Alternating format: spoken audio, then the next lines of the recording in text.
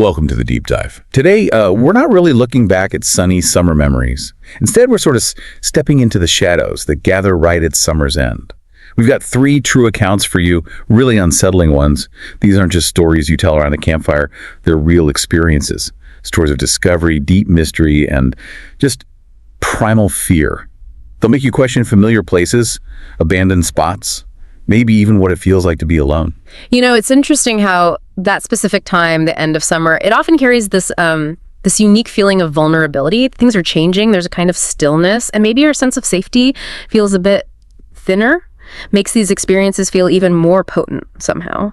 Yeah, that feeling that the world's just slightly off kilter definitely makes these hit harder. Okay, let's get into our first story. This one comes from a college student. They just moved with their family to this older house, new town, the whole thing. And the key detail here is what their parents told them, very specifically. No basement, just a crawl space for, pipes and stuff. So parents go on vacation, leaving our narrator alone in this new old house. First night, trying to sleep to their bedroom, which is on the first floor. And they hear it, a tapping sound, rhythmic, consistent, steady volume, coming from right below the floor. First thought, old house noises, right? Heating, pipes settling, totally normal explanations. But it kept going. And this unease started creeping in. Night 2, the tapping's back, but it's louder this time, noticeably louder. Again, they try to brush it off, maybe an animal, just the house settling more.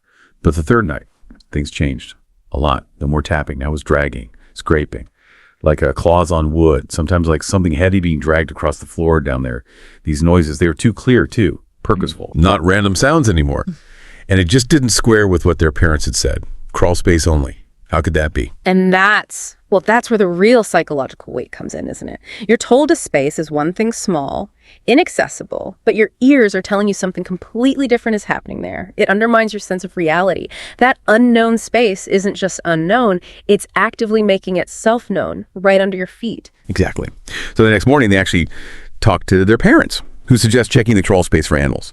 So reluctantly, our narrator goes to the little access panel under the porch, looks inside, nothing. No sign of animals, nothing disturbed. Still feeling uneasy, they decide to poke around outside, maybe find another explanation. And that's when they notice this pile of old construction materials, lumber, tarps, some concrete blocks, just leaning against the side of the house. They'd never really paid attention to it before, thinking maybe an animal got it behind there. They start moving this stuff. And as they clear it away, they find something else entirely. Hidden behind it all is a storm door. Old, kind of painted over, clearly hadn't been used in ages, but definitely a real entrance. They open it. And there are concrete steps leading down into a basement, a full basement. Just total shock. Their parents were completely wrong, or maybe hadn't known. Despite feeling seriously freaked out, they go down. And what they find is, well, deeply disturbing. 2 things stand out immediately. 1, someone had definitely been living down there. There were empty food containers, wrappers, that kind of thing. 2, whoever it was, wasn't just someone seeking shelter.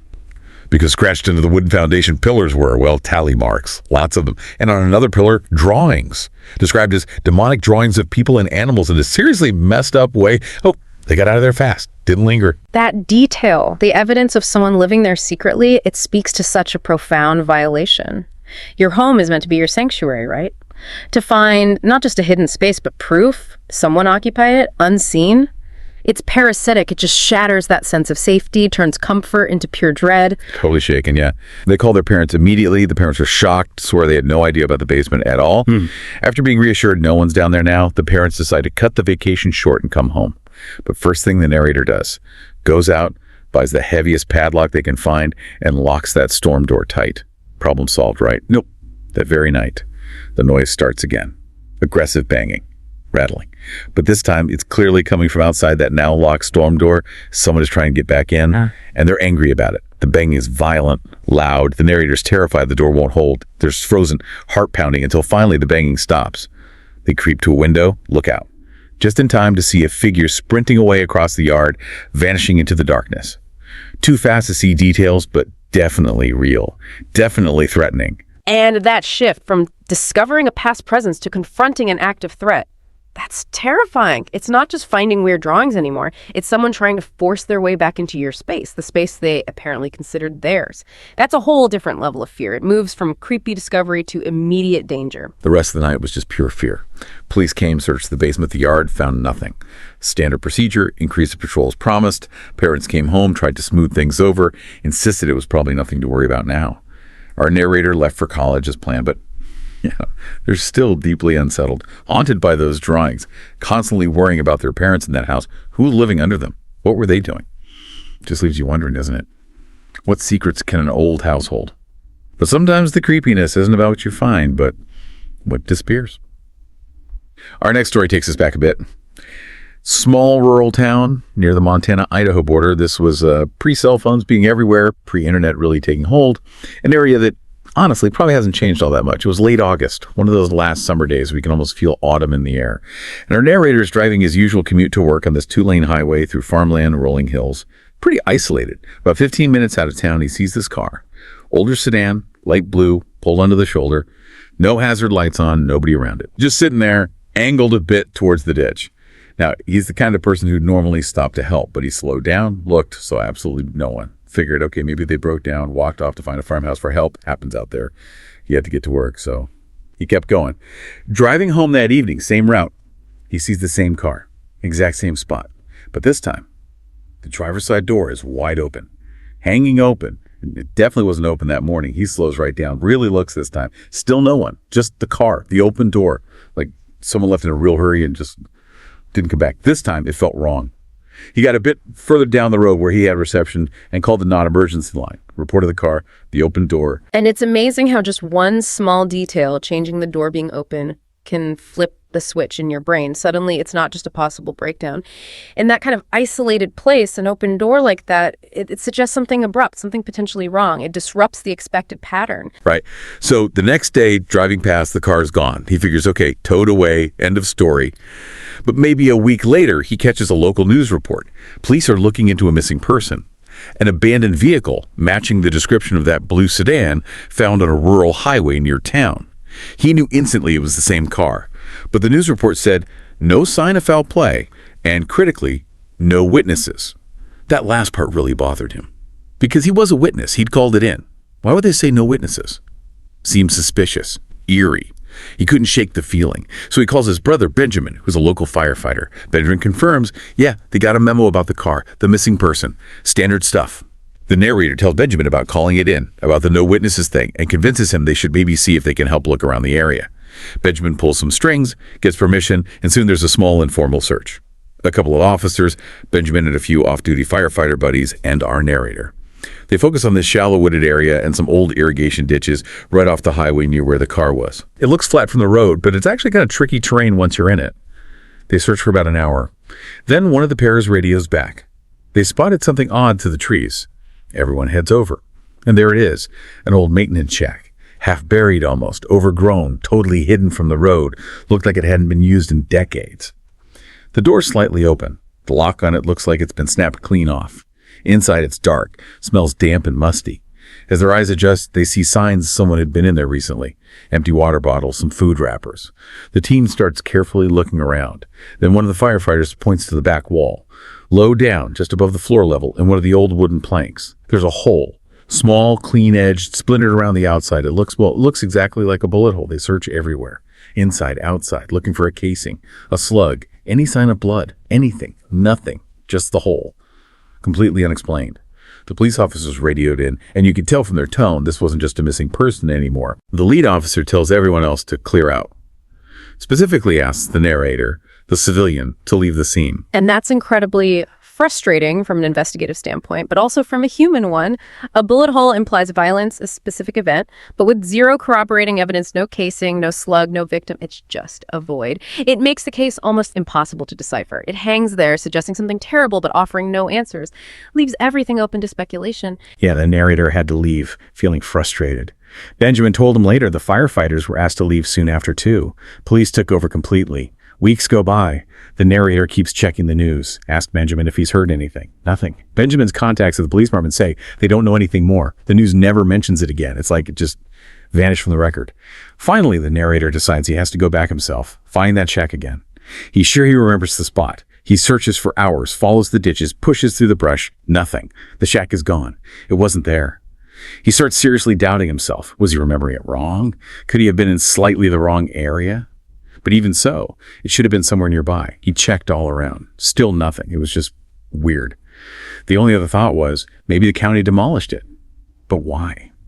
For a routine missing person case that officially had no foul play, seemed unlikely, extreme even.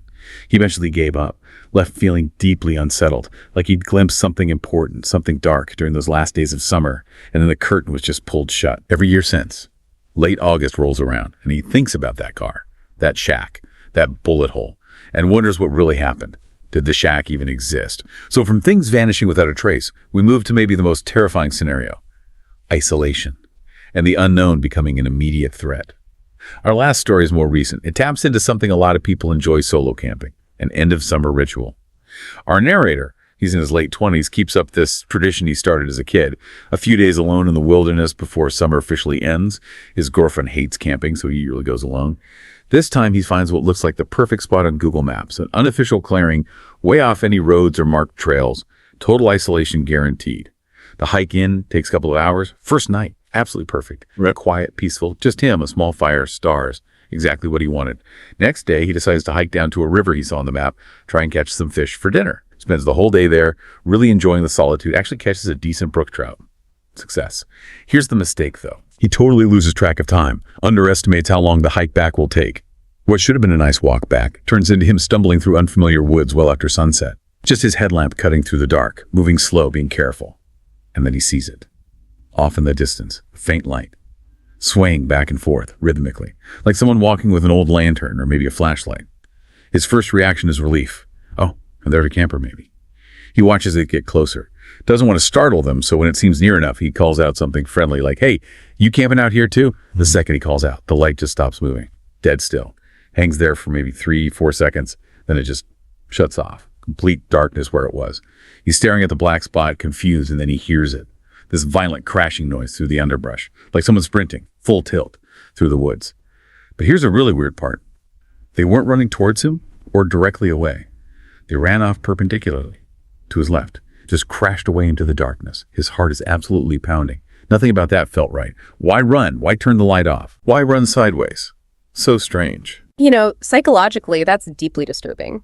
Out in the wilderness, our instincts are usually geared towards animal threats.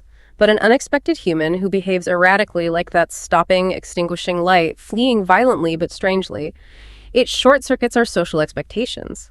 An unknown human acting unpredictably can feel far more threatening than any animal because it's outside our understanding of normal behavior. He tries to rationalize it, walking back, maybe just scared someone. But it was so remote. Another camper seems unlikely. The reaction was just, off. He makes it back to his tent, but he's too shaken up to even build a fire, cook his fish, just eat some trail mix or whatever in his tent, try to read, eventually just forces himself to try and sleep. He's usually a really heavy sleeper outdoors, which is why when he wakes up suddenly in the dead of night, he knows instantly something's wrong. He lies there listening. Just normal night sounds, crickets, wind. But he has that feeling. Then he realizes he really needs to pee. Slowly, carefully, and zips the tent, pokes his head out. The moon's pretty bright, actually, bright enough to see without his headlamp. And the second he gets a clear view of his campsite, he freezes. Utterly freezes. There's someone standing there, maybe 15 feet away. Yeah. Just standing, a silhouette, motionless, facing his tent, watching. He's never felt fear like that. Mind racing, body completely locked up. Attack felt imminent. Survival instinct finally kicks in. He fumbles for the switchblade he always keeps right by the tent flap. And he yells out, loud as he can, "Who's there?" "Roo!" The instant the words leave his mouth, the figure just sprints. Directly at the tent, no hesitation. And lets out this sound. The narrator describes it as shrill, unnatural scream that didn't even sound human. The figure hits the tent, hits him, basically tackles him as he's half in, half out. They start rolling on the ground outside the tent. It's definitely a man. And he's not punching, he's clawing at the narrator's face like a wild animal, trying to rip at him. It's pure chaos and desperation. The narrator somehow manages to get the switchblade up between them. He swipes wildly at the attacker's hand, the one clawing at his face. He connects, slices the hand. It wasn't deep, he doesn't think, but it was enough. The man immediately shrieks again. That awful sound scrambles off him and just crashes away into the woods. Still screaming, or maybe laughing, he couldn't tell. Just making that horrible, sick noise as he disappeared into the trees. Wow.